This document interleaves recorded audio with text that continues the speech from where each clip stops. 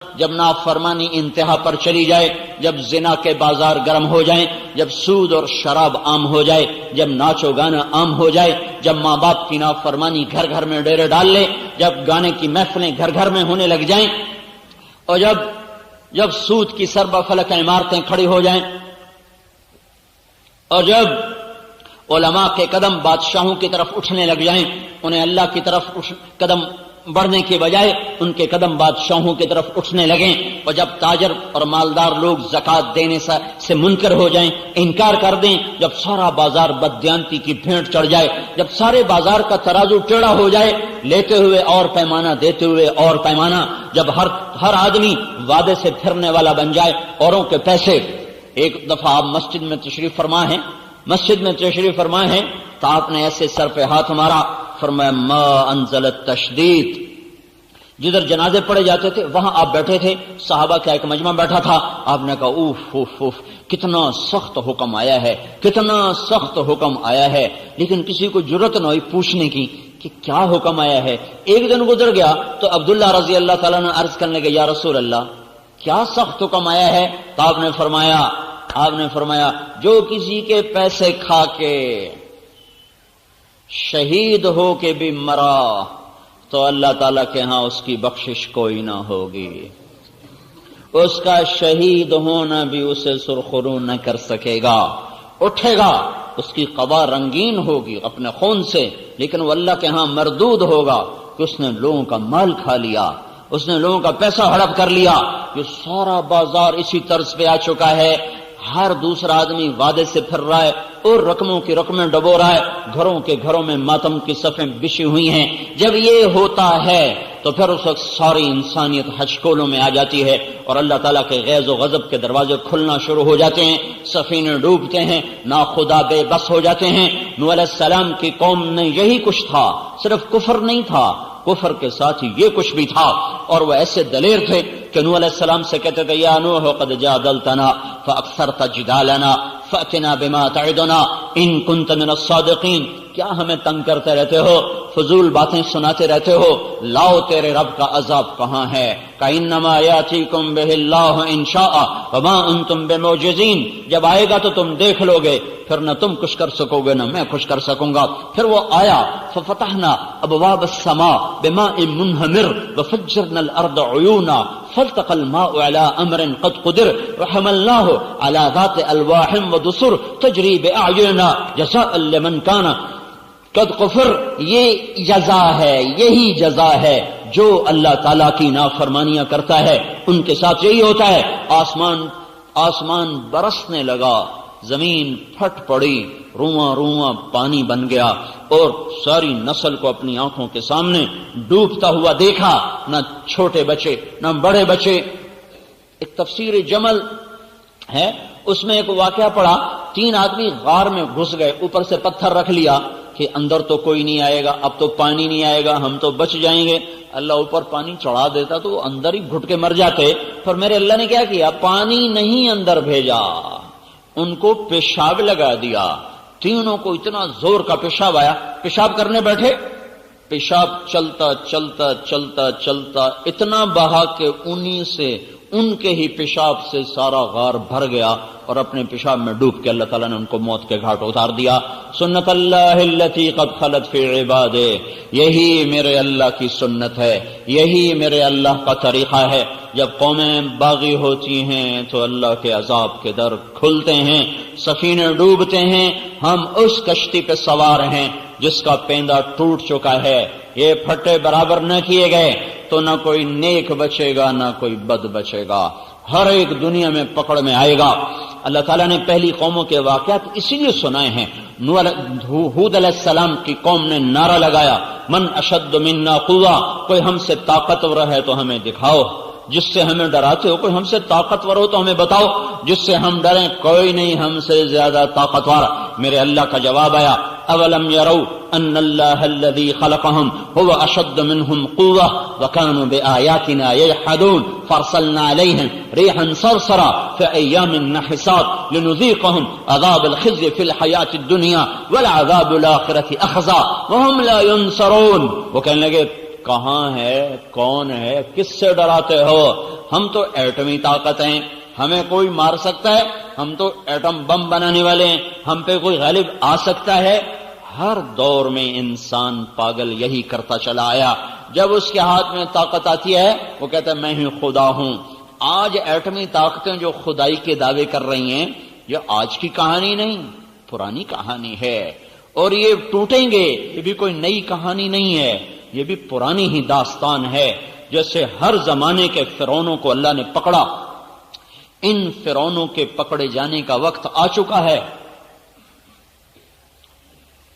جیسے ہر زمانے کی ایٹمی طاقتیں جب وہ اللہ کو انہوں نے للکارا اور اللہ تعالیٰ نے پھر ان کو کھلی آنکھوں سے لوگوں کے سامنے عبرت کا نشان بنایا، یہ آج بھی ہوگا اور ہونے کا وقت آ چکا ہے۔ جب اللہ تعالیٰ کی مہلت کا دروازہ بند ہوتا ہے پھر بساط بس لپٹنا ہوتی ہے، پھر اس کے بعد دیر کوئی نہیں ہوتی۔ سارے گھر میں، سارے کمروں میں تانے بانے مکڑی نے بن دیے، ادھر جالا ادھر جالا، ادھر جالا ادھر جالا، صرف یوں ایک جھاڑو اٹھا کر صاف کرنے کی دیر ہے۔ ایک جھاڑو ادھر پھرے گا، ایک ادھر پھرے گا، چھت صاف ہو جائے گی، نہ مکڑیاں رہیں گی نہ جالے رہیں گے۔ دیر اتنی ہے کہ ایک جھاڑو پھیر دیا جائے، وہ جھاڑو پھرنے کا وقت آ چکا ہے۔ یہ بے حیا معاشرہ ہے، اس کے زندہ رہنے کی کوئی آس نہیں ہے۔ جیسے لا علاج مریض کو ہسپتال میں لے جاتے ہیں تو ڈاکٹر کہتے ہیں لا علاج ہے، بس آپ اس کو گھر لے جائیں، جو اس کے زندگی کے دن ہیں وہ گن لے، اس کو اس کے گھر والوں سے ملا دو، بس یہ مرنے کے قریب ہے۔ جب معاشرہ بے حیا ہو جاتا ہے تو اس کا ایک علاج ہے کہ وہ توبہ کریں، وہ توبہ کریں اور وہ اللہ کے سامنے جھک جائیں۔ اگر وہ توبہ نہیں کر رہے اور اگر وہ اللہ کی طرف نہیں جھک رہے تو یہ اب اللہ کے پکڑ میں آ چکے ہیں۔ اذا رأيت الله عز وجل يؤتي العبد على معاصيه من الدنيا فإنما هو استدراج، دنیا کھل رہی ہو، نافرمانی بڑھ رہی ہو تو یہ اللہ کا فضل نہیں ہے، یہ اللہ کی پکڑ ہے، اللہ ان قریب ان کو پکڑنے والا ہے۔ ہر دور میں قوموں نے یہی کہا، ہاں وَمَكَرُوا مَكْرًا وَمَكَرْنَا مَكْرًا وَهُمْ لَا يَشْعُرُونَ۔ ایک صالح علیہ السلام کی قوم ہے، وہ کہہ رہی تم اس کا قصہ نمٹاؤ، یہ صالح کو ہی ختم کرو جو آج کے ہمیں روز نصیحتیں کرتا ہے، تم اس کا قصہ نمٹاؤ اور رات کو آؤ اور اس کا صفایا کرو، اب بس پھر اپنے موج میلا کرو۔ مَكَرُوا مَكْرًا وَمَكَرْنَا مَكْرًا وَهُمْ لَا يَشْعُرُونَ فانظر كيف كان عاقبة مكرهم أنا دمرناهم وقومهم أجمعين فتلك بيوتهم خاوية بما ظلموا إن في ذلك لآية لقوم يعلمون وأنجينا الذين آمنوا وكانوا يتقون۔ صالح علیہ السلام کی قوم نے رات کو مشورہ کیا اس کو ختم کرو تاکہ قصہ ہی صاف ہو جائے۔ ادھر ان کو ختم کرنے کے مشورے ہوئے، ادھر فرشتے نے چیخ ماری اور ان سب کے کلیجے پھٹ گئے۔ تلک بیوتہم خاویہ، دیکھو ان کے گھر ٹوٹے پڑے ہیں۔ جاؤ عبرت کا نشان، لم تسکن من بعدہم الا قلیلا، وہ بستیاں آج بھی ویران ہیں، آج بھی کھنڈر ہیں، اور ان کا ہر کھنڈر بتا رہا ہے نافرمانی کا آخری انجام یہی ہے۔ فرعون نے بھی کہا تھا هذه الانہار تجری من تحتی افلا تبصرون، الیس لی ملک مصر میرا، وهذه الانہار تجری من تحتی افلا تبصرون، ہم جو چاہیں کر دیں۔ ہر زمانے کی باطل طاقت نے یہی دعویٰ کیا ہے۔ ایمان والے جو تھے نا وہ سر جھکایا کرتے تھے۔ سلیمان علیہ السلام کا تخت جب ہوا میں اڑتا تھا تو ایسے گردن اونچی کر کے نہیں بیٹھتے تھے۔ سلیمان علیہ السلام کا تخت جب ہوا میں اڑتا تھا، دائیں طرف انسان بیٹھتے تھے، بائیں طرف جنات بیٹھتے تھے، اور وہ تخت ہوا میں اڑتا تھا تو سلیمان علیہ السلام اپنی ٹھوڑی کو سینے پر رکھ لیتے، ایسے رکھ لیتے تھے، عاجزی کے ساتھ۔ جب ایمان والوں کو اللہ طاقت دیتا ہے تو وہ یوں ظاہر کرتے ہیں، یوں سر جھکا دیتے ہیں۔ جب باطل کو طاقت ملتی ہے تو گردن اونچی کرتا ہے، جب وہ زیادہ اونچی کرتا ہے تو وہ ٹوٹ کے گر جاتی ہے، جب وہ زیادہ زور سے زمین پہ پاؤں مارتا ہے تو وہ پاؤں کاٹ دیا جاتا ہے، اس پاؤں کو توڑ دیا جاتا ہے۔ یہی میرے اللہ کی سنت ہے، یہی میرے اللہ کا طریقہ ہے۔ نبی پاک صلی اللہ تعالی علیہ وسلم 20 برس کے مجاہدوں کے بعد مکے میں فاتحانہ داخل ہو رہے ہیں، 20 برس کے دکھ اٹھائے ہیں، اور اس گھر سے نکالے گئے کس خوف سے نکلے، کس دکھ کے ساتھ نکلے. جب آپ نے یوں مکے کی وادی پر ایک نظر ڈالی تو ارشاد فرمایا یا مکہ ما اطیبک من بلد واحبک الی، اے مکہ تو مجھے کتنا پیارا ہے، تو مجھے کتنا محبوب ہے. لولا ان قومی اخرجونی منک لما سکنت غیرک، تیری اگر میری قوم مجھے تجھ سے جدا نہ کرتی تو میں تجھے چھوڑ کے کبھی نہ جاتا. ان جذبات کے ساتھ آپ نکلے، غار میں چھپے، راہیں بدلیں. اس غم کی تسلی کے لیے قرآن آیا، ان الذی فرض علیک القرآن لرادک الی معاد. آپ غم نہ کریں، جس رب نے آپ پر قرآن اتارا ہے وہی آپ کو مکے واپس لائے گا، عزت کے ساتھ لائے گا. اور وہ دن آ گیا. 8 برس کے بعد اللہ نے وہ دن دکھایا. 8 ہجری میں آپ مکے میں فاتحانہ داخل ہوئے تو آپ بھی ایسے سر اونچا کر کے داخل ہوتے. نہیں نہیں نہیں، پھلدار شاخ ہمیشہ جھکتی ہے. جس شاخ پہ پھل نہیں ہوتا وہ اوپر، جس پہ پھل ہوتا ہے وہ نیچے. تو آپ کے 10 لشکر ابو سفیان کو اوپر چوٹی پر روکا، عباس بن عبد المطلب ساتھ کھڑے کر دیے. پہلا لشکر گزرا خالد بن ولید کا 1000 کا.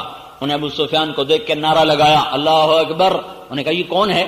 عباس سے پوچھا یہ کون ہے؟ کہا یہ خالد کا. اچھا، چھوکرا سردار بن گیا. پیچھے دوسرا لشکر بھیجا زبیر ابن عوام کا 500 کا. انہوں نے دیکھ کر کہا اللہ اکبر. کہا یہ کون ہے؟ کہا زبیر. کہا اچھا، تیری بہن کا بیٹا، صفیہ کا بیٹا؟ کہا ہاں. واہ، یہ بھی سردار بن گیا. تیسرا لشکر ابو ذر غفاری رضی اللہ تعالیٰ عنہ، مکے میں مار کھانے والے اور مر کے بچنے والے 300 کا لشکر. انہیں ابو سفیان کو دیکھ کر کہا اللہ اکبر. کہ یہ کون ہے؟ کہ یہ بنو غفار ہے. کہ مالی والے غفار. پھر آپ نے اس کے پیچھے چوتھا لشکر بھیجا تو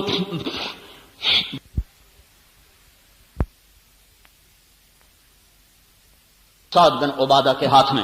جب یہ لشکر گزرا اور گرد و غبار اور اس میں عمر کی آواز کڑکتی ہوئی تو ابو سفیان کہنے لگے یہ کس کی آواز ہے؟ کہا یہ عمر کی آواز ہے. کہا واہ واہ، یہ بنو عدی کو بھی پر لگ گئے. بنو عدی حضرت عمر کا قبیلہ ہے اور یہ بہت مختصر کمزور قبیلہ تھا قریش کا. تو ابو سفیان نے حقارت سے کہا اچھا، بنو عدی کو بھی پر لگ گئے، عمر جیسا صفیں درست کر رہا ہو. تو یہ سارا جب منظر دیکھا تو وہ کہنے لگا ابو سفیان، عباس میں نے بڑے بڑے بادشاہ دیکھے پر تیرے بھتیجے جیسی بادشاہی میں نے آج تک نہیں دیکھی. تو عباس رضی اللہ عنہ فرمانے لگے ابو سفیان وہ تجھے کب عقل آئے گی؟ تو ابھی بھی نہیں سمجھ رہا؟ وہ یہ بادشاہت نہیں ہے، یہ نبوت ہے. ابھی پتہ چل جائے گا. بادشاہ بھی دیکھے جب وہ شہروں کو فتح کرتے ہیں تو وہ کیا کرتے ہیں؟ ان الملوک اذا دخلوا قرية افسدوها وجعلوا عزة اهلها اذلة وكذلك يفعلون. جب بادشاہ شہروں کو فتح کرتے ہیں تو وہ عزت داروں کو ذلیل کر دیتے ہیں، خون کی ندیاں بہا دیتے ہیں. لیکن جب اللہ سے ڈر کر تلوار اٹھانے والے جب ان کو اللہ عزت دیتا ہے تو ان کا یہ حال کبھی نہیں ہوتا، ان کا یہ حال کبھی نہیں ہوتا. یہ بادشاہوں کی ریت ہے. بامیان کی لڑائی میں چنگیز خان کا پوتا چغتائی کا بیٹا، چنگیز خان کے 4 بیٹے تھے، جوجی بڑا، اغدائی چھوٹا، چغتائی اس سے چھوٹا، طلوئی سب سے چھوٹا. چغتائی کا بیٹا قتل ہوا تو بدبخت وہ خیمے میں بیٹھا تھا. جب اس کی لاش لائی گئی تو اس نے سب کو کمرے سے نکال دیا، خیمے سے نکال دیا. پھر تھوڑی دیر کے بعد خود شمشیر لے کر نکلا اور خود آ کر اس نے بامیان پہ حملہ کیا. جب فتح ہوا تو ان کی عادت تھی بوڑھوں کو قتل کر دیتے تھے، بوڑھے مرد عورت قتل کر کے، بچوں کو قتل کر کے، جوان مرد لڑکے لڑکیوں کو، مرد عورتوں کو غلام بناتے تھے. لیکن جب بامیان فتح ہوا تو اس نے کہا جس کی آنکھ میں روشنی ہے اسے زندہ نہ چھوڑا جائے، آج میرے پوتے کا بدلہ لیا جائے گا. انہوں نے کتے اور بلے بھی ذبح کر دی. سارے بامیان میں سے 5 آدمی بچے تھے، 5 کسی تہ خانے میں چھپ گئے تھے. باقی سارا شہر نہ انسان چھوڑا، نہ مرغے چھوڑے، نہ جانور چھوڑے، نہ کتے چھوڑے، نہ بلے چھوڑے، سب کو ذبح کر دیا. اگر چوہا بھی نظر آیا تو اس سے بھی انہوں نے تلوار سے اڑا دیا. ایسا ظلم و ستم انہوں نے کیا. ہاں تو اب 20 برس کے دکھ اٹھانے والا آج اپنی تلوار کو بے نیام کر دے، آج وہ خون کی ندیاں بہا دے. لیکن یہاں کیا ہو رہا ہے؟ جب سعد بن عبادہ آخری لشکر گزرا تو ابو سفیان کو دیکھ کر کہنے گیا ابو سفیان الیوم یوم الملحمہ، آج بڑا گرم دن ہے، الیوم تستحل الحرمہ، آج بیت اللہ کی حرمت اٹھا دی جائے گی، آج قریش کے خون سے تلواریں رنگین ہوگی۔ اوہو، اتنے میں ہمارے نبی تشریف لائے تو اب آپ کی آمد دیکھو فاتحانہ، تو آپ کی ٹھوڑی مبارک، سلیمان علیہ السلام تو ٹھوڑی لگاتے تھے نا سینے کے ساتھ، ہمارے نبی نے ایک قدم اس سے آگے رکھا ہوا تھا، آپ کی ٹھوڑی مبارک لگی ہوئی تھی اونٹنی کے پالان کے ساتھ، ایسے جھکے ہوئے تھے۔ ٹھوڑی مبارک کو یہ تھوڑی تواضع ہے، اور پالان نیچے ہوتا ہے، اس کا ایک ہننا ہوتا ہے وہ اوپر ہوتا ہے۔ اب نہ آپ لوگ اونٹ جانو، نہ ہننے جانو، نہ پالان جانو، میں اونٹ پہ بھی چڑھا ہوں، کھوتے پہ بھی چڑھا ہوں، گھوڑے بھی بھگائے ہیں، بچپن کی زندگی تو دیہات میں گزری، ساری سواریاں بھگائی ہیں، صرف خچر پہ نہیں چڑھا، باقی کھوتے بھی بھگائے، گھوڑے بھی بھگائے، اونٹ بھی بھگائے۔ تو وہ ہننا ہوتا ہے وہ ایسے ہوتا ہے، تو آپ کی ٹھوڑی مبارک یہاں لگی تھی، اتنا نیچے جھکے ہوئے تھے۔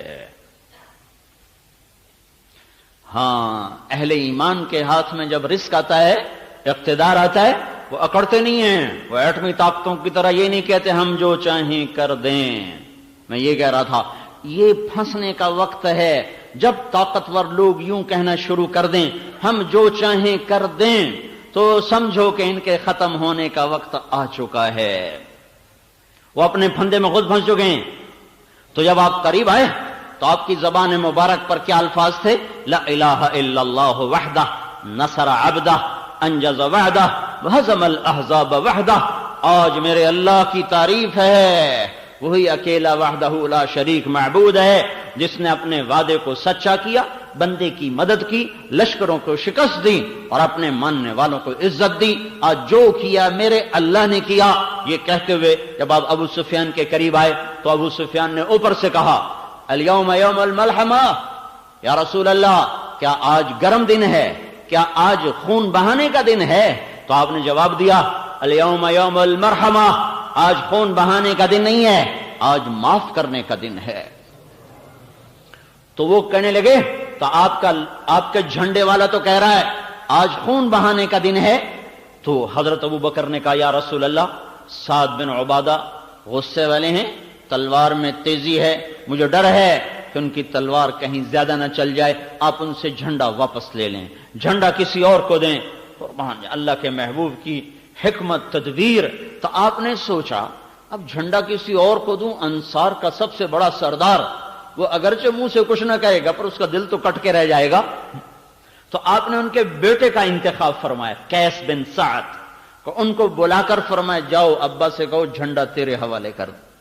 تو بیٹے کو دیتے ہوئے تکلیف نہیں ہوگی، ہیں کتنی خوبصورت حکمت کی بات ہے۔ تو آپ وہ گئے کہ ابا اللہ کے نبی فرما رہے ہیں جھنڈا میرے سپرد کرو۔ تو انہوں نے ارشاد فرمایا کوئی نشانی لے کر آؤ تب حوالے کروں۔ یہ جھنڈے کی تما نہیں ہے، یہ نسبت کی تما ہے۔ یہ جھنڈے کی تما میں نہیں گیا کہ جھنڈا میرے ہاتھ چوے، جی میں ساڈے وزیراں نو ہے نا جھنڈے والی کار مینوں لب جائے بھویں جویں بھی ہو جائے۔ یہ تما ہے نسبت کی کہ مجھے نسبت ملی رہے کہ میں نبی کے جھنڈے کا اٹھانے والا ہوں۔ تو جب ان کا یا رسول اللہ وہ تو نشانی مانگ رہے ہیں، تو آپ نے اپنی پگڑی کو اتارا، کہا جاؤ اس کو حوالے کرو کہ یہ پگڑی نشانی ہے۔ تو عمامہ لے کر آئے، دیکھتی سر جھکا دیا، قسماً وطاعتا، قربان میں ابھی حاضر۔ جھنڈا اپنے بیٹے کو پکڑایا اور خود پیچھے چلے گئے۔ جب اللہ کے نیک بندے، جب اللہ سے ڈرنے والے وہ اقتدار پر آتے ہیں تو وہ یہ منظر دکھاتے ہیں، اور جب باطل طاقتیں یا ایمان والے جن کے دل مر چکے ہوں، اندھے ہو چکے ہوں، جب ان کے ہاتھ میں اقتدار آتا ہے تو وہ منظر دکھاتے ہیں جو آج کی طاقتیں دکھا رہی ہیں۔ ان سب کی ہلاکت کا وقت آ گیا ہے۔ جب فرعون نے کہا تھا انا ربکم الاعلی، تو پھر اللہ نے اٹھا کے اسے سمندر میں پھینکا تھا۔ جب شداد نے کہا تھا میں یہیں جنت بناؤں گا، تب اللہ تعالیٰ نے اسے زیر زمین پہنچایا تھا۔ جب قارون نے کہا تھا انما اوتیتہ علی علم عندی، میرا اپنا ہے یہ سب کچھ، رب کون ہے دینے والا، میں نے خود بنایا ہے، تو اللہ نے خزانوں سمیت زمین میں دھنسایا تھا۔ اور جب عاد کی قوم نے کہا تھا من اشد منا قوہ، کوئی ہے ہم سے طاقتور تو دکھاؤ، تو پھر اللہ تعالیٰ نے ہواؤں کے دروازے کھولے تھے۔ تو میرے بھائیو، نافرمانی اس وقت انتہا پر ہے، اس وقت ہر گناہ کی فصل تیار ہو چکی ہے، ہر فصل پک چکی ہے، ہارویسٹر پڑے گا اور یہ دھرتی صاف ہوگی جب بے حیائی باہر آ جائے دروازوں سے باہر، جب بازاروں میں بھی موسیقی ہو، اور جب سکرین پر ننگے ناچ ہو رہے ہوں، جب گھر گھر ننگے ناچ دیکھے جا رہے ہوں، جب بازاروں میں بھی ننگی تصویریں اور بڑے بڑے پوسٹر ان کے آویزاں ہو چکے ہوں، جب بیٹیوں کے تن سے کپڑے اتر جائیں اور وہ عریانیت کی اور کھلا ہوا پیکر بن کے دیکھنے والوں کو پتہ نہیں ضمیر مر گئے یا دل مر گئے یا آنکھیں پتھر ہو گئیں، پتہ نہیں کیا ہوا ہے، کچھ تو ہوا ہے، کچھ تو ہوا ہے۔ کب آنکھیں کھلیں گی؟ اتنے بڑے زلزلوں نے بھی آنکھیں نہ کھولی، تو اس کے بعد اب مزید کیا ہونے والا ہے، کیا ہوگا؟ اس لیے میں اس وقت سے پکار رہا ہوں، دوڑو دوڑو دوڑو، ففروا الی اللہ، ففروا الی اللہ، دوڑو اللہ کی طرف، دوڑو اللہ کی طرف، اور کوئی پناہ نہیں ہے۔ نافرمانی نے پھٹے اکھاڑ دیے ہیں، اور اللہ تعالیٰ کے محبوب صلی اللہ تعالی علیہ وسلم کی ایک مثال خوبصورت، اپنی جان بچانی ہو، ایمان بچانا ہو، اور اپنی عزت آبرو اولاد کو بچانا ہو تو بھائیو گھروں کو چھوڑ دو اور نکلو تبلیغ میں، اور ایک ایک کی منت کر کے ان کو توبہ کے راستے پر لاؤ۔ میرے محبوب نے فرمایا مثل القائم فی حدود اللہ والواقع فیہا کمثل قوم استہموا علی سفینۃ فصار بعضهم اعلاها وبعضهم اسفلها۔ ایک قوم کی مثال دی جو کشتی میں سوار ہیں، کچھ اوپر کے حصے میں، کچھ نیچے کے حصے میں ہیں۔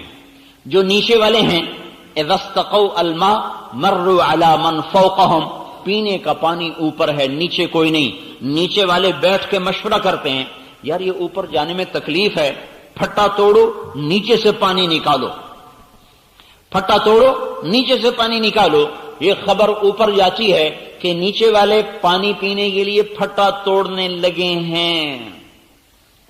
اب اگر ان اخذوا علی ایدیہم نجوا ونجوا جمیعا وان ترکوہم ہلکوا وہلکوا جمیعا، اگر اوپر بیٹھنے والوں نے یہ کہا توڑنے دو پھٹا، کوئی ہمارا تھوڑا ہی توڑ رہے ہیں، کوئی ہمارا توڑ رہے ہیں، ہمارا پھٹا تو ٹھیک ہے، میں تو فرسٹ کلاس کے کیبن میں بیٹھا ہوا ہوں۔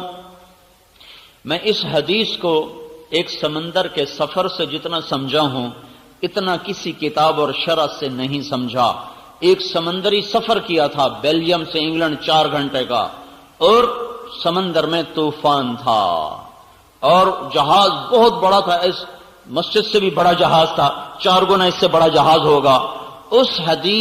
اس سفر سے یہ حدیث میری آنکھوں کے سامنے کھلی ہے کہ اللہ کے نبی نے کتنی خوبصورت مثال سے تبلیغ کی اہمیت کو سمجھایا، اور نافرمانوں کو روکنے کو سمجھایا کہ یہ کتنا اہم کام ہے۔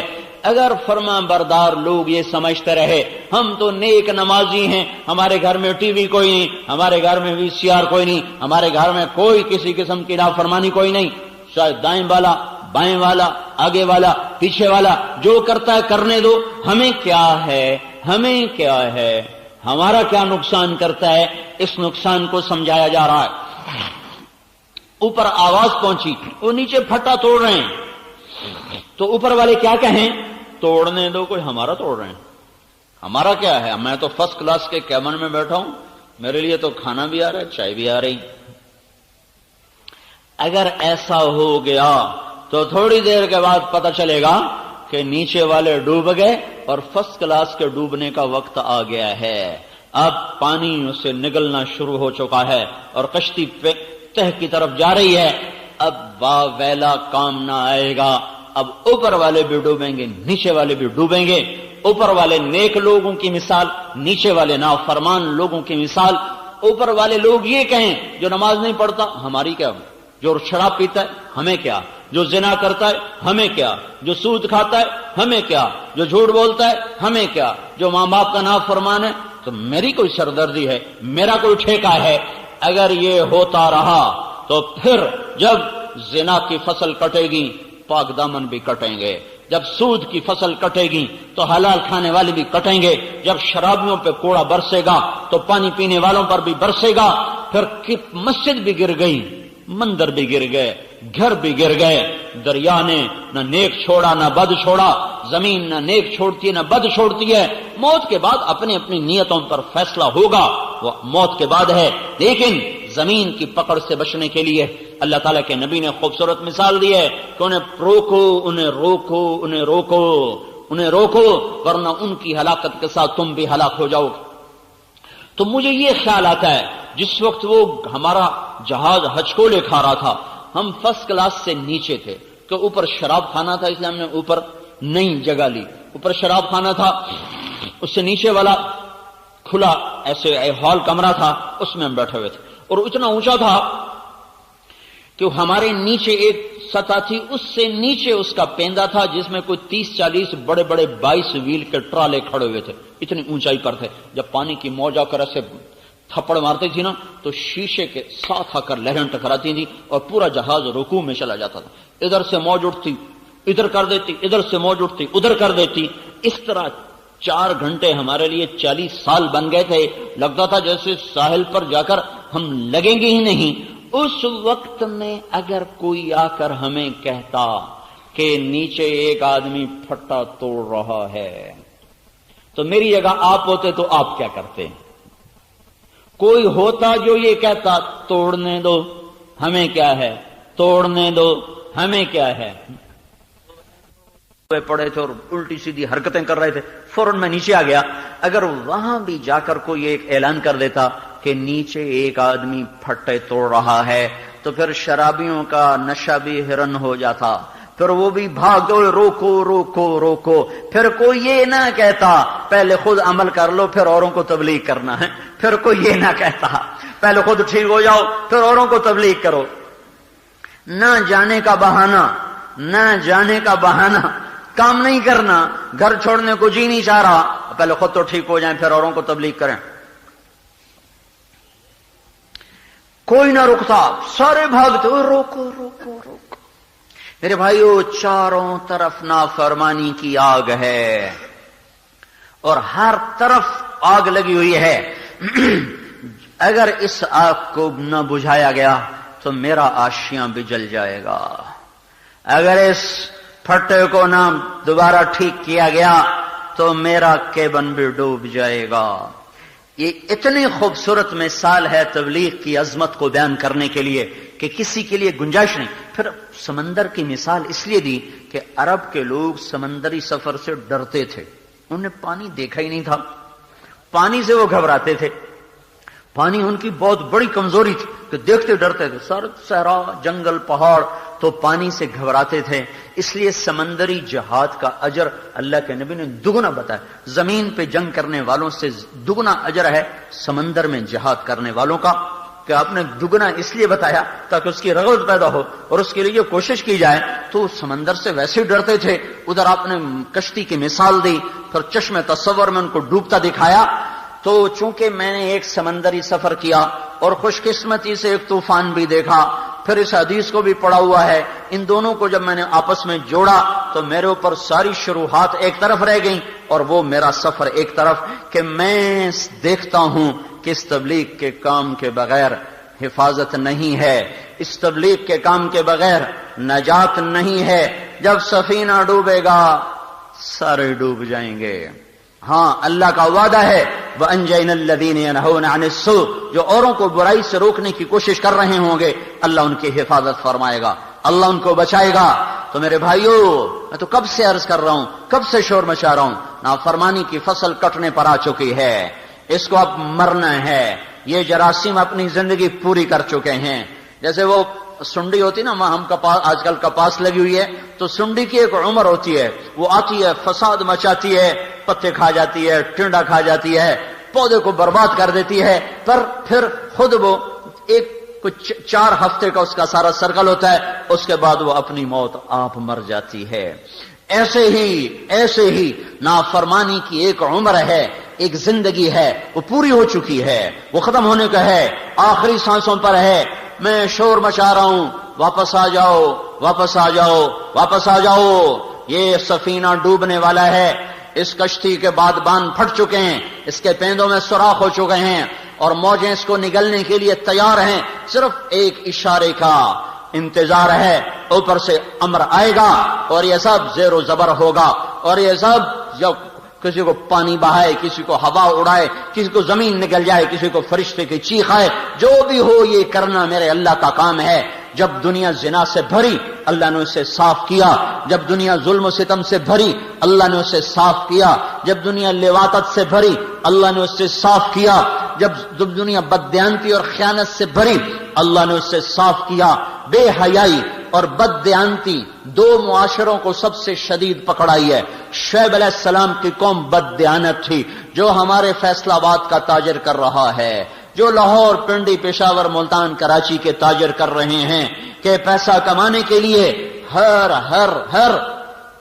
چیز کو داؤ پہ لگا چکے ہیں۔ نہ عزت ہے، نہ قول ہے، نہ وعدہ ہے، نہ شریعت ہے، نہ وفا ہے۔ مال کمانا ہے، جیسے مرضی کماؤ۔ شعیب علیہ السلام کی قوم کا یہی مذہب تھا۔ أتأمرك صلاتك أن نترك ما يعبد آباؤنا وأن نفعل في أموالنا ما نشاء إنك لأنت الحليم الرشيد۔ بڑا آیا نیک پاک بزرگ، چل مسجد میں بیٹھ کے اللہ کر، ہمارے کاروبار میں مت دخل دے، ہم جو چاہیں مرضی کریں، اپنا مال ہے۔ ساری دنیا کی منڈیوں پہ قبضہ کیا۔ اور میرے بھائیو، اللہ کو اپنے بندوں سے بڑا پیار ہے، چاہے کافر ہی کیوں نہ ہو۔ اپنے ہاتھوں سے جو بنایا ہے، جبھی تو نبی بھیجے، جبھی تو رسول بھیجے، جبھی تو سمجھانے والے بھیجے۔ جو لوگوں کے چولہے بجھاتا ہے اللہ تعالیٰ کا اس پر غیظ و غضب نازل ہوتا ہے۔ اللہ تعالیٰ نے سود کے خلاف اعلان جنگ کیوں کیا ہے؟ زانی کے خلاف کوئی نہیں، وہ بھی گناہ ہے۔ شرابی کے خلاف کوئی نہیں، وہ بھی گناہ ہے۔ کافر کے خلاف کوئی نہیں، کافر تو سب سے بڑا مجرم ہے، مشرک سب سے بڑا مجرم ہے۔ پر اللہ تعالیٰ نے کہا سود کھانے والے کو بتا دو میرا اور میرے رسول کا تمہارے خلاف اعلان جنگ ہے۔ کیوں ہے؟ کہ سود کھانے والے لوگوں کے چولہے بجھا دیتے ہیں، ان کے منہ سے نوالے چھین لیتے ہیں، ان کے زرق برق جو لباس ہیں وہ غریبوں کے خون کے چھینٹوں سے سرخ ہوتے ہیں، ان کے چہروں کی لالی وہ غریبوں کا چوسا ہوا خون ہوتا ہے، ان کے گھروں کے چراغاں میں غریبوں کا خون جل رہا ہوتا ہے، ان کی کمائی نہیں ہوتی۔ تو اللہ تعالیٰ کو اپنے بندوں سے پیار ہے۔ اعلان جنگ ہے میرا سود کے خلاف۔ اعلان جنگ شعیب علیہ السلام کی قوم نے یہی کیا تھا، غریبوں کا رزق چھین لیا تھا بددیانتی کے ساتھ۔ زمین میں زلزلہ آیا، ایک عذاب، زلزلہ آیا، ایک عذاب۔ اوپر سائبان کی طرح بادل چھایا اور اس میں سے آگ برسی، یہ دوسرا عذاب۔ زمین کپ کپائی، فرشتے کی چیخ آئی، آسمان سے آگ برسی۔ اللہ نے 3 عذابوں میں ان کو پکڑا اور ان کی ساری منڈی کو جلا کے راکھ بنا دیا۔ جاؤ، اردن میں ہماری جماعت گئی تھی 1991 میں، آج بھی وہ عبرت کا نشان بن کے کھڑے ہوئے بتا رہے ہیں کہ جب بازار کا تاجر بددیانت ہو جاتا ہے تو آخری انجام یہ ہے، یہ تجارت ٹوٹے گی، یہ تجارت ٹوٹے گی، یہ نظام ٹوٹے گا۔ اور پھر دوسرا بے حیا معاشرہ تھا لوط علیہ السلام کی قوم کا، جن پر اللہ نے 5 عذاب کٹھے برسائے۔ 5 عذاب کسی قوم پر نہیں آئے۔ بے حیا معاشرے کو تنبیہ کی جا رہی ہے۔ زمین میں زلزلہ آیا، چہرے مسخ کر دیے گئے، فطمسنا اعینہم، فرشتے کی چیخ آئی، آسمان سے پتھر برسے، جعلنا عالیہا سافلہا، اوپر کا نیچے، نیچے کا اوپر کر دیا گیا اور پٹخ کے زمین پر مارا، اور 70 مربع میل میں پانی نکل آیا۔ 70 مربع میل میں پھیلا ہوا شہر اللہ نے چند منٹوں میں انہیں پتھر مار کے چہرے پہلے ہی مسخ کیے۔ زلزلہ، فرشتے کی چیخ، اوپر سے پتھر، اوپر کا نیچے، نیچے کا اوپر، اور پھر مستقل ان پر عذاب کی شکل قائم کر دی کہ وہ ڈیڈ سی کہلاتا ہے، کہ کوئی چیز وہاں زندہ نہیں رہ سکتی، اتنا گندا پانی ہے بحر مردار کا۔ سب سے زیادہ اس بے حیا معاشرے پر اللہ تعالیٰ نے عذاب کی کوڑے برسائے۔ 5 قسم کے عذاب آئے۔ تو خیانت اس وقت سارے بازاروں میں ابل رہی ہے، اور بے حیائی کے گٹر ابل کے انہوں نے دیہات کیا، شہر کیا، سب کو اپنی لپیٹ میں لیا ہوا ہے۔ یہ صاف ہوں گے،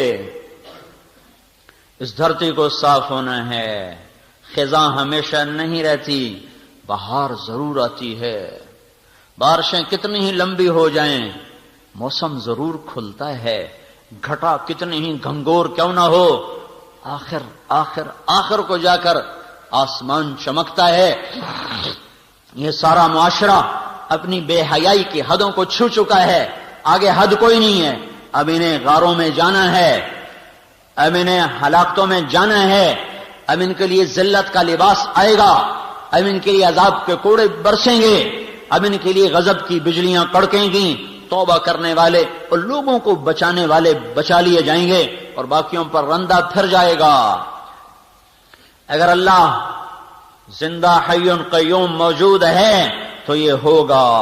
اور یہاں اگر کی بات نہیں ہے، اللہ تو ہے ہی. میں اور آپ ہیں اگر مگر، ہم ہیں آنے والے، مٹنے والے، مرنے والے. وہ تو ہے، تو تھا، وہ تو رہے گا.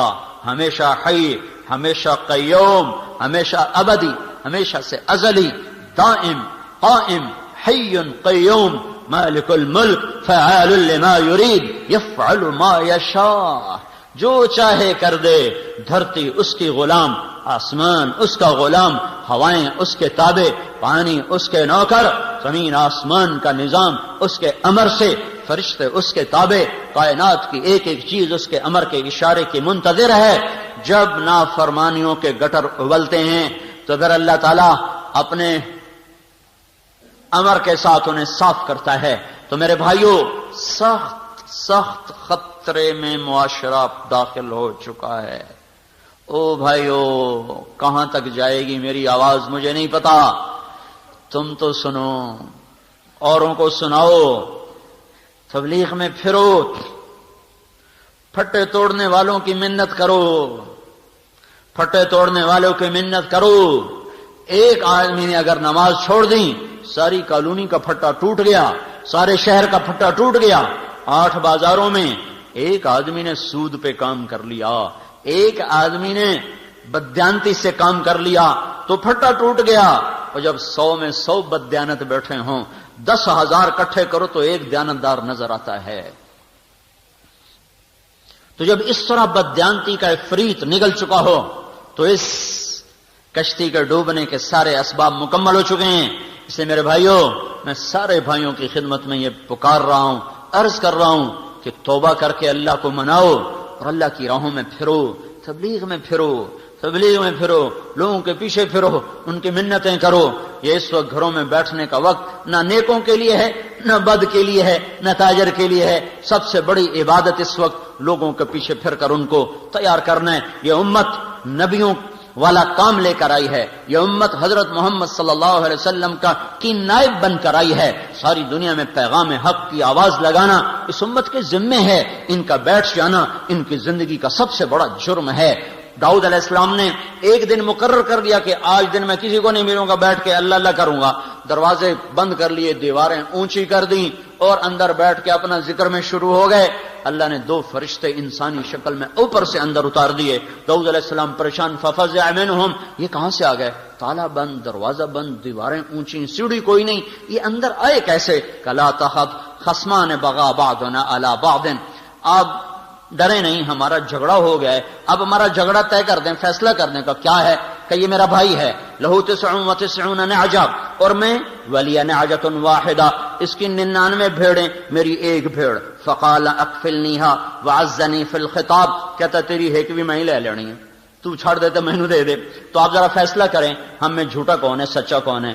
یہ فیصلہ تو ایک بچہ بھی کر سکتا ہے. بھائی تو ظالم ہے. داؤد علیہ السلام کے پاس یہ فیصلہ بھجوایا کیوں گیا کہ داؤد تو دروازے بند کر کے بیٹھنے نہیں آیا. اگر تجھے خلوت کا شوق ہے نا تو رات کو اٹھ جا، اگر تجھے ذکر کا شوق ہے تو رات کو اٹھ جا. دن میرے بندوں کے لیے ہے، تو گوشہ نشینی کے لیے نہیں آیا. تو نبی ہے اور نبی کا کام گوشہ نشینی نہیں ہے. بے شک خلوت بڑی ضروری ہے، اللہ کے ساتھ تنہائی میں باتیں کرنا بہت ضروری ہیں، پر اللہ نے اپنے نبی سے کہہ دیا وہ رات کو کیا کر، دن میں نہ کیا کر. کیونکہ ان لک فی النہار سبحا طویلا، تجھے دن میں کام ہے بڑا لمبا چوڑا، تو کیا کر، اٹھ قم اللیل الا قلیلا نصفہ او انقص منہ او زد علیہ ورتل القرآن ترتیلا ومن اللیل فاسجد لہ وسبح لیلا طویلا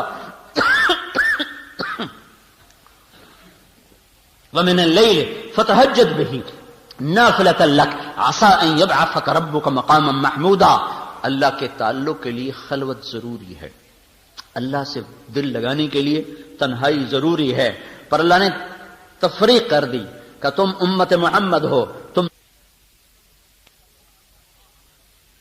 کو دن میں بڑا لمبا کام کرنا ہے، کہنا تو یہ ہے۔ اس کو تشبیہ دی ہے تیرنے کے ساتھ۔ تیرنے کے ساتھ تشبیہ دینے میں اس کی عظمت، اہمیت اور تسلسل کی طرف اشارہ ہے۔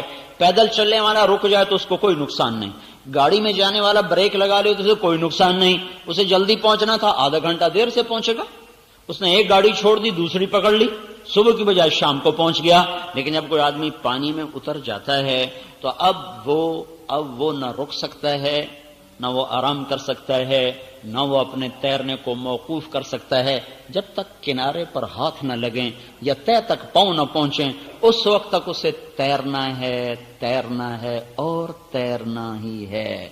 اگر وہ سست ہوا تو پانی بہا کے لے جائے گا، اگر وہ رک گیا تو پانی کی موجوں کی نظر ہو جائے گا، اگر وہ ٹھہر گیا تو تہ اس کی قبر بن جائے گی۔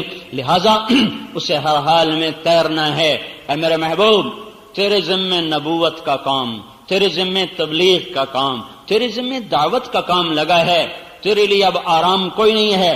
تو چل اور چل اور چل اس مانجھی کی طرح جسے جب تک کنارہ نہ نظر آئے اور جب تک اس کی کشتی کنارے پر لنگر انداز نہ ہو اس کا ہاتھ چپو کو چلاتا رہتا ہے، وہ اور پتوار ساتھی بن جاتے ہیں۔ جب تک کشتی کنارے نہ لگے اس کا ہاتھ اور پتوار حرکت میں رہتے ہیں، یہاں تک کہ کشتی لنگر انداز ہوتی ہے، تب جا کر منزل آتی ہے۔ میرے محبوب، تیرے لیے آرام کوئی نہیں ہے، چلو چلو۔ اے امت محمد، تمہارے لیے آرام کوئی نہیں ہے، تیرتے جاؤ یہاں تک کہ کنارے پر پاؤں لگ جائیں۔ وہ کنارہ کیا ہے؟ وَاعْبُدْ رَبَّكَ حَتَّى يَأْتِيَكَ الْيَقِينُ، وہ موت ہے۔ جب موت آئے گی تو آج تمہاری چھٹی ہو گئی، موت تک پھر نہیں پھرنا ہے، دعوت ہی دعوت ہے۔ تبلیغ کی عظمت کو ایک لفظ سے، ادھر حدیث ادھر یہ لفظ، ان دو لفظوں میں غور کرو تو بیٹھنے کی گنجائش نظر نہیں آتی۔ ہم اس کشتی کے مسافر ہیں جسے توڑا جا رہا ہے۔ اور یہاں بھی دیکھو عجیب بات، اللہ نے بھی تیرنے سے تشبیہ دی اور اللہ کے نبی نے بھی پانی میں ہی کھڑا کر کے کشتی سے تشبیہ دی۔ اللہ رسول ایک ہی جگہ پر کھڑے ہیں، اللہ اس کے رسول ایک ہی مضمون کو ایک ہی تشبیہ کے ساتھ اور مثال کے ساتھ بیان فرما رہے ہیں۔ وہاں بھی ڈوبنے کا تصور ہے، یہاں بھی ڈوبنے کا تصور ہے، وہاں بھی تیرنے کا تصور ہے، یہاں بھی تیرنے کا تصور ہے۔ یہ دونوں آپس میں ملی ہوئی ہیں۔ یہ لفظ سبحن طویلا اور یہ حدیث بخاری، ان دونوں میں ایسی خوبصورت مطابقت ہے کہ جیسے پانی میں تیرنے والے کے لیے جہد مسلسل ہے، یہ امت محمد الرسول اللہ کی رسالت کا اقرار کرنے کے بعد اور آپ کو آخری نبی ماننے کے بعد اب ان کے لیے یہ کوئی گنجائش نہیں ہے کہ یوں اسلام مٹتا ہو اور یوں مسلمان کی بیٹی گھنگرو باندھ کے ناچ رہی ہو، ناچ دیکھنے والا بھی کلمہ گو ہو، نچانے والے بھی کلمہ گو ہوں اور ناچنے والے بھی کلمہ گو ہو، زنا کے اڈے چلانے والوں کا بھی یہ دعویٰ ہو کہ ہم کلمہ پڑھتے ہیں، اور شراب بیچنے والوں کا بھی دعویٰ ہو کہ ہم کلمہ پڑھتے ہیں، اور مسجدوں کو اجاڑنے والوں کا بھی یہ دعویٰ ہو کہ ہم کلمہ گو ہیں۔ جب یہ حال ہو جائے تو اس وقت مسجد میں بیٹھنے کی گنجائش نہیں، چاہیے جائے کہ دکان۔ اب پھرو ان لک فی النہار سبحا طویلا، تیرے لیے لمبا تیرنا ہے انسانوں میں۔ کب تک؟ جب تک کنارہ نہ آئے۔ وہ کنارہ کیا ہے؟ موت۔ جب تک اللہ کا پیغام نہ کہ بس آ جاؤ اب چھٹی ہے۔ یا ایھا المدثر قم فانذر وربک فکبر وثیابک فطہر والرجز فہجر ولا تمنن تستکثر۔ جب یہ آیات اتری تو آپ نے کہا خدیجہ میرا بستر لپیٹ دے، میرے آرام کے دن گئے۔ میرے اللہ نے کہا ہے اٹھ جا اور میں اپنی قوم کو میری طرف بلا۔ خدیجہ میں کس سے بلاؤں، میری کون سنے گا؟ تو حضرت خدیجہ نے، اللہ ان کو جزا دے، انہوں نے عرض کی یا رسول اللہ آپ دعوت دینے میں پہل کریں، میں قبول کرنے میں پہل کرتے۔ جس دن بستر لپیٹا تھا پھر 23 برس تک وہ بستر نہیں کھلا، کانٹوں پہ زندگی گزر گئی. ہاں جس دن سیج بچھائی جانی تھی اس دن فاطمہ رضی اللہ عنہا سرانے بیٹھ کے رو رہی تھیں. واہ کرب ابا واہ کرب ابا، اے میرے باپ کے درد، ہے میرے باپ کا درد. تو آپ نے فرمایا بس میری بیٹی، لیس علی ابی کی کرب بعد اليوم، آج تیرے باپ کے دکھ کا آخری دن ہے، آج تیرے باپ کو چھٹی مل جائے گی، آج سکھ ہی سکھ ہیں، بس یہ آنکھ بند ہونے کی دیر ہے، آج کے بعد تیرا باپ کوئی دکھ نہ دیکھے گا، کوئی غم نہ دیکھے گا. یہی کام اس امت کا ہے. اس امت کے ذمے اس ایمان کی کشتی کو لے کر انسانیت کے سمندر میں تیرنا ہے. اگر یہ نہیں تیریں گے تو کفر کی موجیں انہیں بہا کے لے جائیں گی.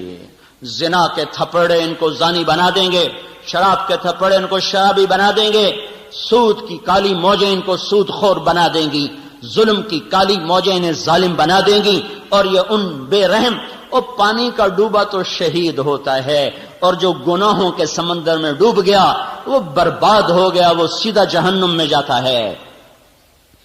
تو میرے بھائیوں، میں تو کب سے فریاد کر رہا ہوں کہ توبہ بھی کرو اور اللہ کی راہوں میں نکلو، تبلیغ میں پھرو اور لوگوں کے پاؤں پکڑ کر ان سے توبہ کرواؤ. اگر یہی حال رہا تو پھر کچھ اور ہو جائے گا، کچھ اور ہو جائے گا. قبل اس کے کہ وہ ہو جائے ہم توبہ کریں، لوگوں سے توبہ کروائیں. رات کو اللہ کو رو رو کے منائیں گے، اللہ مہربانی کر دے، مہربانی کر دے. صدیاں ہو گئیں، صبح آ ہی نہیں رہی. پر کوئی صبح کو طالب نظر آئے تو صبح بھی آئے. کب سورج نکلے گا؟ کوئی آنکھ تو ہوتی جو مشرق کی طرف اٹھ اٹھ کے دیکھتی. کب بہار آئے گی؟ کوئی تو ہوتا جو آنسوؤں کا پانی زمین کو پلاتا، اس زمین میں بہار آتی.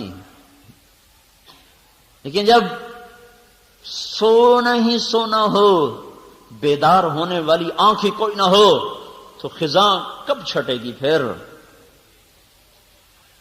تو قبل اس کے کہ کوئی اور تھپڑ لگ جائے، کوئی اور نقشہ قائم ہو جائے، بھائیو نکلو نکلو اور نکلو اور لوگوں کو نکالو اللہ کی راہوں میں.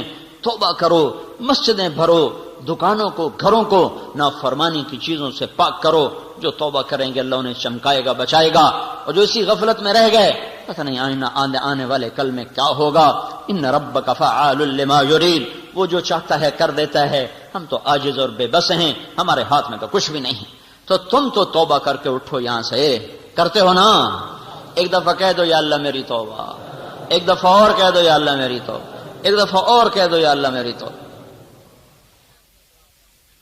و آسمان میں اپنی تدبیر کو، تقدیر کو، ارادوں کو نافذ کرنے والے اللہ، اے بحر و بر پر بغیر مشاورت کے، بغیر شرکت کے حکومت کرنے والے اللہ، اپنے فیصلوں کو نافذ کرنے والے، اپنے فیصلوں کو پورا کرنے والے، ساری کائنات کے یا اللہ تن تنہا مالک وحدہ لا شریک اللہ. ہم تیری صفات کو نہ بیان کر سکتے ہیں، نہ تصور میں لا سکتے ہیں، نہ احاطہ کر سکتے ہیں. تیرے محبوب نے بھی تیری تعریف میں عرض کیا تھا لا نحصی ثناء علیک، اے مولا ہم تیری تعریف کا احاطہ نہیں کر سکتے. انت کما اثنیت علی نفسک، تو جیسا ہے جیسے تو نے اپنی ثنا کو بیان کیا ہے، ہم ویسے ہی ان تمام جملہ صفات و ثنا کے ساتھ ہم تجھ پر ایمان لائے. یا اللہ ہم تیرے کمزور حقیر فقیر بندے ہیں، تو شہنشاہ اعظم ہے. ہم میرے مولا مجبور ہیں، تو میرے مولا مختار ہے، جابر ہے. ہم ضرورتوں کے غلام ہیں، تو ہر ضرورت سے پاک ہے. ہم زمان و مکان کے پابند ہیں، تو زمان و مکان سے پاک ہے میرے مولا. ہم کھانے پینے کے محتاج ہیں، تو کھانے پینے سے پاک ہے میرے مولا. ہم تھکن کے، آرام کے، نیند کے بندھنوں میں پھنسے ہوئے میرے مولا، تو تھکن سے بھی پاک ہے، نیند سے بھی پاک ہے، اونگ سے بھی پاک ہے. ہمیں حالات ہم پر اثر انداز ہوتے ہیں، تو ہر حال سے پاک ذات ہے. صدمے ہمیں رلاتے ہیں، دکھ ہمیں درد مند کرتے ہیں، تو ہر قسم کے حال سے پاک ذات ہے میرے مولا. ہم اپنے سارے دکھوں کے ساتھ، غموں کے ساتھ، اپنی اجڑی ہوئی دنیا لے کر، اجڑا ہوا دین لے کر تیرے در پر سائل فقیر بن کر حاضر ہوئے ہیں میرے مولا. تو ہماری حاضری پر نظر کرم فرما دے، ہماری حاضری پر نظر کرم فرما دے. یہ اس قابل ہی نہیں کہ یا اللہ ہم اس پر کوئی قبولیت کا دعویٰ کر سکیں، تو بس تیرے در پر درخواست کرتے ہیں کہ اپنی نظر کرم کو متوجہ کر دے. تیرے محبوب کی امت پہ اوکھی گھڑیاں آئی ہوئی ہیں میرے مولا، ہر طرف سے مصیبتیں مصیبتیں ہیں، آفات ہی آفات ہیں، راحتیں ہم سے روٹھ گئی ہیں، امن چین رخصت ہو گیا ہے، انسان انسان کو کھا رہا ہے، درندے بنے ہوئے میرے مولا، ہر طرف ظالم دندناتے پھر رہے ہیں، فرعون للکارتے پھر رہے ہیں. تیرے نیک بندوں پر زمین تنگ ہو گئی، تیرے غریب بندوں پر یا اللہ جہان سکڑ اور سمٹ کے رہ گیا ہے. اے کریم اللہ، تو نے ہر دور کے فرعونوں کو عبرت کا نشان بنایا، تو نے ہر دور کے قارونوں کو زمین میں دھنسایا، تو نے ہر دور کے جباروں کو، متکبرین کو، شدادوں کو زیر و زبر کیا. اے بادشاہوں کے بادشاہ اللہ، یہ سارا فریادی مجمع جمعے کی نماز کے بعد